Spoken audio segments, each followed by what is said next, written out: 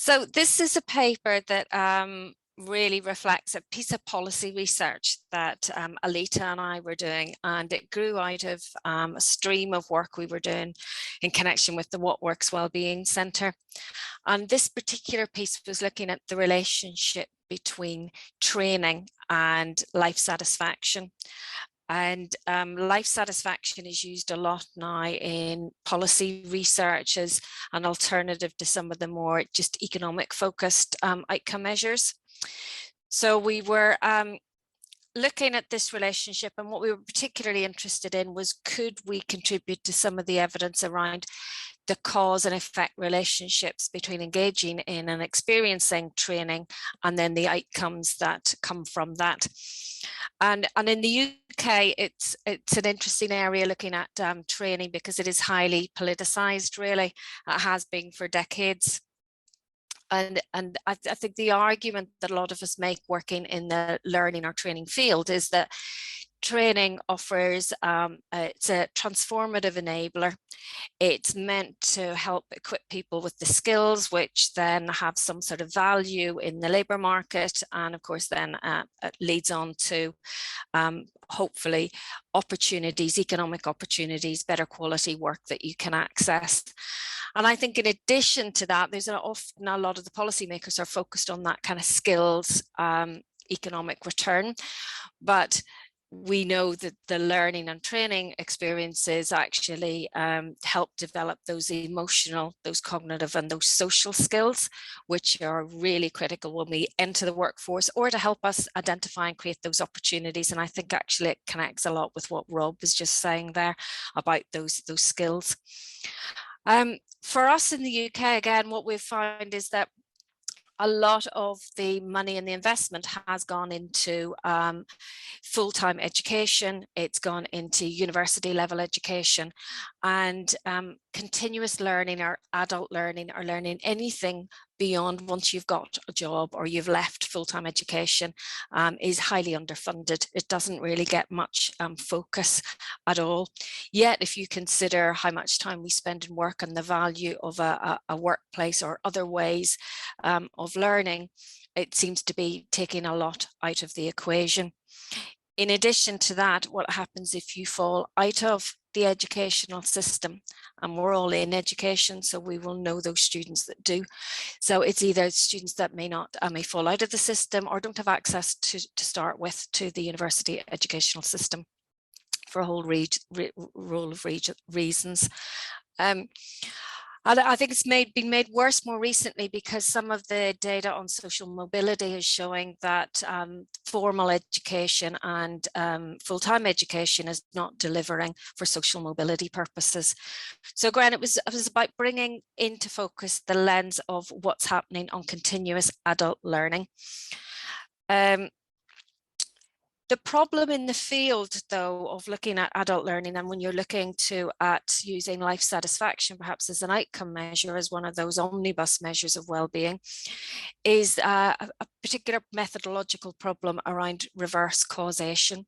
So we know that happier people tend to engage in training opportunities, and so is the training really doing the work and the outcomes, or is it the state and the qualities that they're going to the training with? The other difficulty in this field is that many of the training evaluation studies inevitably focus on a particular methodology, such as randomized controlled trials or a particular training type. And we learn a lot from those, but it makes it really difficult to compare across different types of training interventions. So we were kind of posing the issue of, suggesting that training perhaps is not as transformative as we are led to believe, and why might that be? And if we could look at the transformative nature of training and consider, is it delivering, then it allows us to answer a few more of those questions about how, why, or why it's not. And the findings, I wanted to nip initially to some of the findings from that research then, before going on to tell you how we kind of came to those conclusions. But the findings show a strong case for a causal link between experiencing training whilst adult training, and I'll talk about the different types of training, but the experience of adult training and an increase in life satisfaction. There is a causal mechanism there. But some groups clearly are not impacted, and some groups are impacted more than others. So understanding, we felt that psychosocial resource depletion plus accumulation is really important in how we then design the policy interventions, and recognizing that those resources at individual and physical spaces may it may increase over our life course and will inevitably potentially change over the life course, to taking that dynamic into play. So I was then going to show you some of the data. I'll just tell you a little bit about the data we drew on. So we drew on what's called in the UK the Understanding Society, which is a household, a UK household survey data. We covered around 60,000 individuals, and it included around 300,000 person-year observations. We looked at a 10-year time span from 2010 to 2020, just before March, actually. Obviously, we've left out the COVID years. So we've got that nice time span. We used fixed effects modeling, it's panel data, and designed therefore to look at that causal chain. The training we were looking at, again, obviously it's quite crude when you get to household panel level data. So we were looking at training experiences over the past 12 months. This is the household panel survey. The training was bouts of training people had experienced in the past 12 months. And we got them to focus on 3 of the more substantial ones they might have experienced. And because training can have multiple purposes, we asked them quite specifically whether this training was job related. So it might have helped them with career progression, might have helped them in the current job with skills training, might have helped them to get their first job. So it was job related in some way.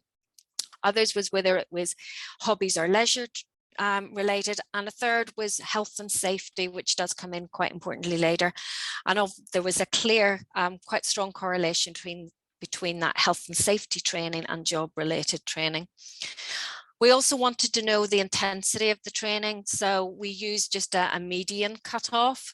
So high intensity training for us was something for, if it was job related, it was more than 24 hours, and if it was leisure related, it was like 30 hours plus. So it was that gives you some indication of the measures. We use life satisfaction, and it was the classic life satisfaction measure. I won't go into the methodologies here, but it is pretty standard use, and it was the only self-completion question actually that was used. All other data were collected through interviews in the panel, through the panel data process. The groups we looked at, we incorporated a wide range of groups because we really wanted to unpack this training experience for adult learners. So age, gender, qualification level, ethnicity and migration status, employment status. And the other one then was the marginalized groups, which was trying to capture if you lived in a deprived area of the country. Now, the only data that is available for us to look at that is in England. So that was conducted just in a subsample for England. And all these factors we know impact on training for individuals. So we wanted to gather them in the one form of analysis and compare that then for the training features. If we go to the next slide, please. Thank you. So this gives, I've only 2 slides really on results because I don't want to dwell too long on these details very much in the paper. But if we look really at the descriptively, first of all, what we were finding was that the training undertaken, job-related training is not widespread. I mean, those of us working in this area in the UK know that actually adult training participation is really, really low. So that confirms what we knew. The majority of the training is actually provided by employers. And I think this raised for us, of course, the important question of how important the employer is as a partner in this training process, but also what happens to those obviously excluded from training or are not in employment. So a real accessibility issue, bringing in important for public policy, clearly. The other thing, and you might recognize yourself in these. So if I said it's really important to look at and to segment the different groups. And this is important because our well-being levels, our life satisfaction levels are very high, depending on some of these characteristics. So if I was to characterize in the happiest people or the ones with the highest life satisfaction, it tends to be, and these are all significant differences, it's people who are retired or those in employment, those aged between 16 and 24. So it's all downhill for people like me and you, Valeria, I'm afraid, until we get to 65, and Nick. Yes. Those with the highest qualifications, so those who had degree level and above, are happier. The white majority and ethnic minorities who are born outside of the UK, and those from the least economically deprived, so the wealthier areas of England. So the unhappiest are where life satisfaction is lowest. It's the unemployed, it's those on long-term sick, our age group, as I mentioned. Those with no qualifications or intermediate or vocational qualifications. So these are the people that are not in, often in the university sector, educational system. Ethnic minority backgrounds who were born in the UK, and of those from the most or moderately deprived areas of England. So if we move then to the next section, that slide, the figures aren't that, I'm just going to pull out some of the figures here. We use something called AME, which is the average marginal effect.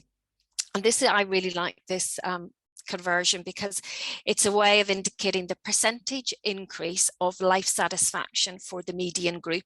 So those percentages there show you the significant differences of the groups and how much their life satisfaction would have increased. So you're looking for big numbers effectively. But some of the highlights from this, let me see, I'll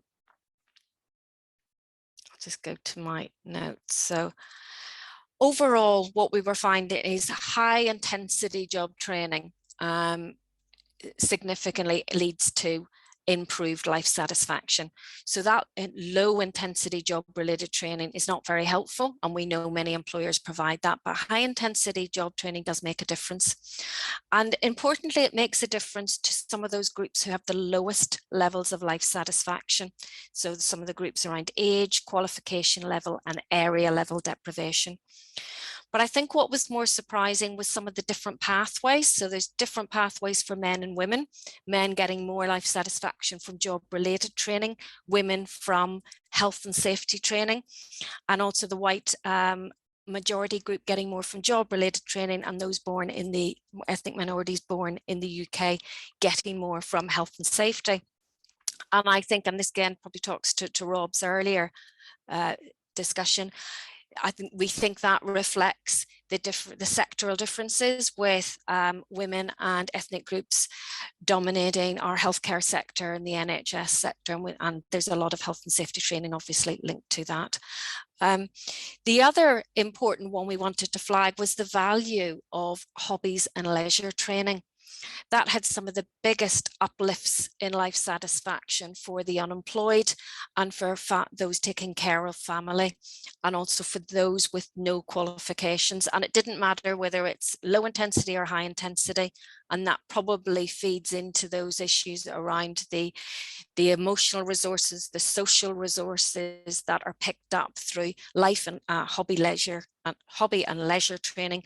But I think there's also other factors going on there that we don't know about. We can only really speculate about from these data. So it's probably an area that I would say really warrants closer examination. So if we move to the last slide, the policy implication effectively from this that we were trying to drive home was the need really to look much more to segment our policy interventions and policy resource funding, to think about the psychosocial outcomes and therefore designing those into the programs early on, getting better at the metrics that we might use, and metrics not just that reflect what the learner brings into the learning experience, but actually the locality. Where are those individuals placed? And that's really important in this so-called levelling up agenda that the UK government is meant to have, but we're not quite sure that it really does have in practice. So that's where I'll probably end that session. So thank you ever so much, Elisa, and I'll hand back to the floor.